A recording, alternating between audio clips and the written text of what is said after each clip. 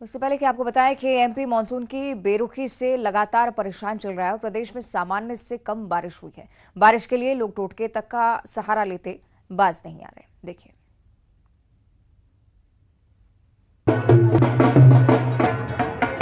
फूलों की माला पहने गधे की उल्टी सवारी कर रहे ये शख्स रतलाम के पलसोडा गांव के सरपंच हैं।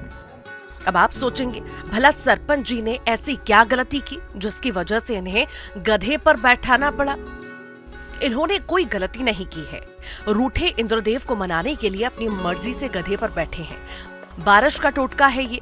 रतलाम में मानसून की बेरुखी के बीच ग्रामीण बारिश के लिए तरह तरह के जतन कर रहे हैं। ग्रामीणों ने सरपंच को गधे पर उल्टा बैठाकर पूरे गांव में घुमाया। ग्रामीणों का मानना है कि ऐसा करने से इंद्र देवता खुश होकर बारिश करते हैं। यह गांव की सबसे प्राचीन परंपरा है, जिसमें से बताया जाता है कि अगर गधे पे उल्टा बिठाकर अगर गांव में उनका भ्रमण किया जाता है तो उससे अच्छी बारिश होती है। क्योंकि अभी जो है पूरी तरीके से सूखाग्रस्त है, काफी दिनों से बारिश नहीं हो रही है, जिससे जो फसलें हैं वो किसानों की काफी खराब हो रही है, जिससे अनेक तरह के टोटके किए जा रहे हैं। बारिश के लिए ये टोटका ग्रामीण सालों से आजमा रखे हैं। इलाके में बीते 1 महीने से बारिश नहीं हुई है और सोयाबीन की आधी फसल बर्बाद हो चुकी है।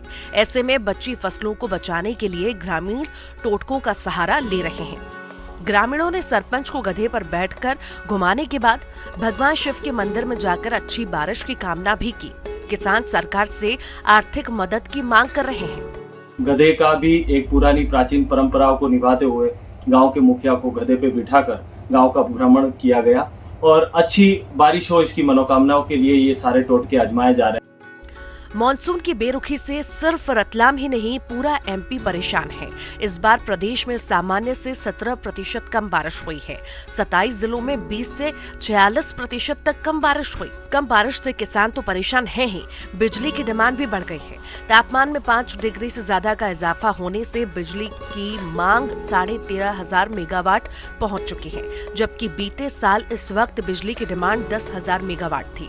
डैम में पानी नहीं भरने के चलते हाइड्रो पावर प्लांट भी बंद पड़े हैं। बिजली की आपूर्ति में कमी आई है। ग्रामीण इलाकों में बिजली कटौती के आदेश दिए गए हैं। रतलाम से सुधीर जैन के साथ ब्यूरो रिपोर्ट, न्यूज़ 18। और एक बार फिर से बात करेंगे छत्तीसगढ़ की कांग्रेस स्क्रीनिंग कमेटी की बैठक आज यहां पर होने वाली है। कमेटी के पास 90 विधानसभाओं के दावेदारों की सूची आज पहुंचेगी। 3 दावेदारों के नामों का पैनल तैयार किया जाना है और उन 3 नामों से किसी एक नाम को कमेटी की तरफ से ही चुना जाएगा। पीसीसी दफ्तर में चुनाव समिति की बैठक भी कल हुई। उस दौरान भी मंथन आगामी विधानसभा चुनाव को लेकर ही हुआ और आज भी स्क्रीनिंग कमेटी की बैठक में 90 विधानसभाओं से 3 दावेदारों की सूची आज पहुंचने वाली है। उसके बाद जल्द ही माना जा सकता है कि 6 सितंबर को कांग्रेस की तरफ से प्रत्याशियों की सूची जारी हो। और छत्तीसगढ़ में 21 प्रत्याशियों की पहली सूची घोषित होने के साथ ही बीजेपी जमीनी स्तर पर खुद को मजबूत करने में भी जुट गई है।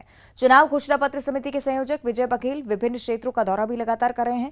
यहां पर विभिन्न वर्गों से मुलाकात करने का कार्यक्रम भी चल रहा है। उन्होंने ट्रांसपोर्ट नगर में मीडिया से भी बातचीत की और कार्य योजना को लेकर बातें साझा की। पिछले 2 दिनों में 2 विधानसभा क्षेत्रों का दौरा वो कर चुके हैं। पार्टी पदाधिकारियों कार्यकर्ताओं से लगातार बात करते आ रहे हैं। आम लोगों के साथ भी बातचीत चल रही है। अभी तक के 1.25 लाख से ऊपर सुझाव आ चुके हैं। व्हाट्सएप नंबर भी जारी किया, उसमें 20,000 से ऊपर आए हैं। ईमेल भी जारी किया, 3,000 से ऊपर आए हैं। हार्ड कॉपी में दे रहे हैं लोग, यहाँ पे जो सुझाव पेटी उसमें डाल रहे हैं। इस तरह लगभग 1.25 लाख से ऊपर सुझाव आ चुके हैं। 3 अगस्त से हमारा ये अभियान शुरू था। आज 3 सितंबर, 1 महीना हो गया और ये हमारा 20 दिन और चलेगा। उसके बाद से हम ऑफिस में बैठ के उसको समीक्षा करेंगे। देखिए, घोषणा पत्र में पहुंचने तक अभी हमारा 1 महीने का और समय है। आचार संहिता लगने से पहले हम पूरी तैयारी कर लेंगे और जैसे हमारे शीर्ष नेताओं का ये संदेश रहेगा, आदेश रहेगा, उसके अनुसार वो समिति को हम सौंप देंगे, चुनाव समिति को। चुनाव समिति जब चाहे उसको प्लेस करेगी। और अब मुंगेली से अगली बड़ी खबर। टेढ़ा धौरा पावर स्टेशन में तोड़फोड़ की खबर सामने आई है। बिजली कटौती की समस्या से लोग काफी परेशान चल रहे थे।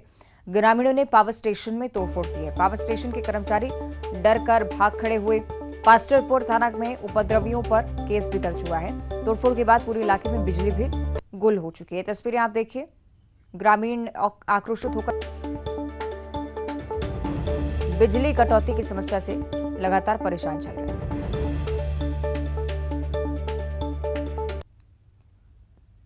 और अब सूरजपुर से अगली बड़ी खबर, जहां जंगल में बाघ दिखा है और राहगीरों ने बाघ का वीडियो भी बनाया है। इलाके में बाघ होने की संभावना फिलहाल जाहिर की जा रही है। तस्वीरें देखिए, ओडगी वन परिक्षेत्र के गोखनाई जंगल का ये पूरा मामला है। तस्वीरें आपकी टीवी स्क्रीन पर, जो कि राहगीर ये बता रहे हैं कि इन्हीं इलाकों से उन्होंने कैद किए हैं। वन विभाग को भी सूचित किया है। संभावना के आधार पर वन विभाग लगातार सर्चिंग में जुटा हुआ है।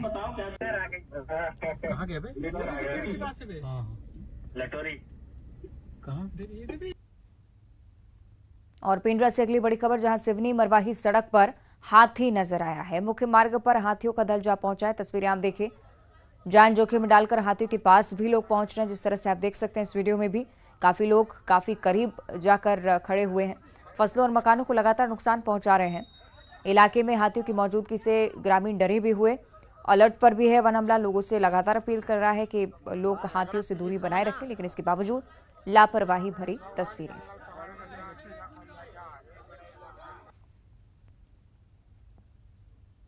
चांद के दक्षिणी ध्रुव पर जाकर भारत ने इतिहास रच दिया है। चंद्रयान 3 ने मिशन के लक्ष्यों को पूरा किया है। चांद से जुड़ी नई नई जानकारियां भी जुटाई जा रही हैं। चांद के बारे में दुनिया का ज्ञान बढ़ाने के बाद अब प्रज्ञान आराम करने चला गया है, लेकिन भारत का मिशन मून अभी भी जारी है। रिपोर्ट देखिए।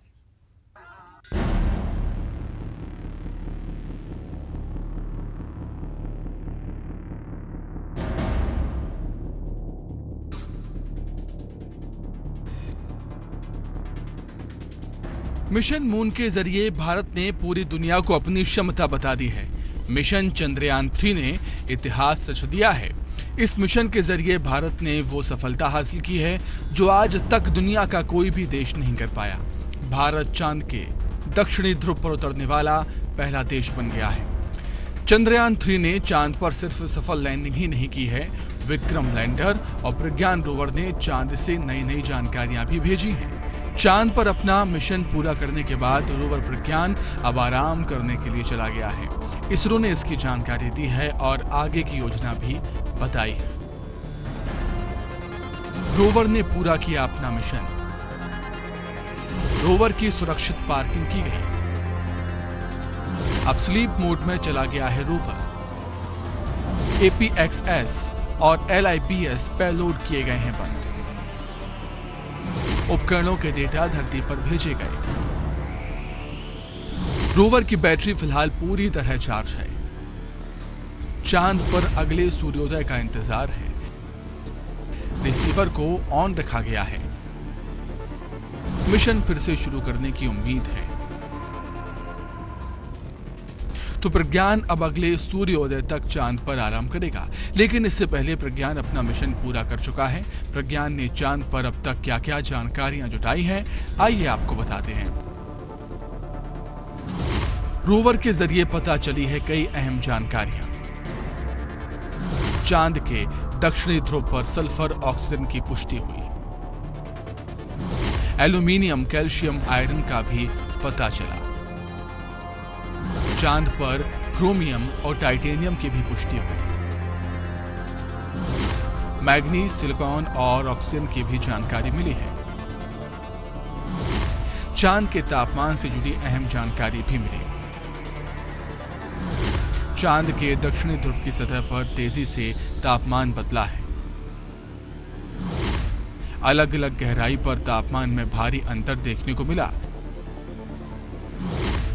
चांद की सतह पर तापमान 50 डिग्री सेल्सियस तक रहा। चांद पर 80 मिलीमीटर की गहराई में -10 डिग्री सेल्सियस तक तापमान दर्ज किया गया।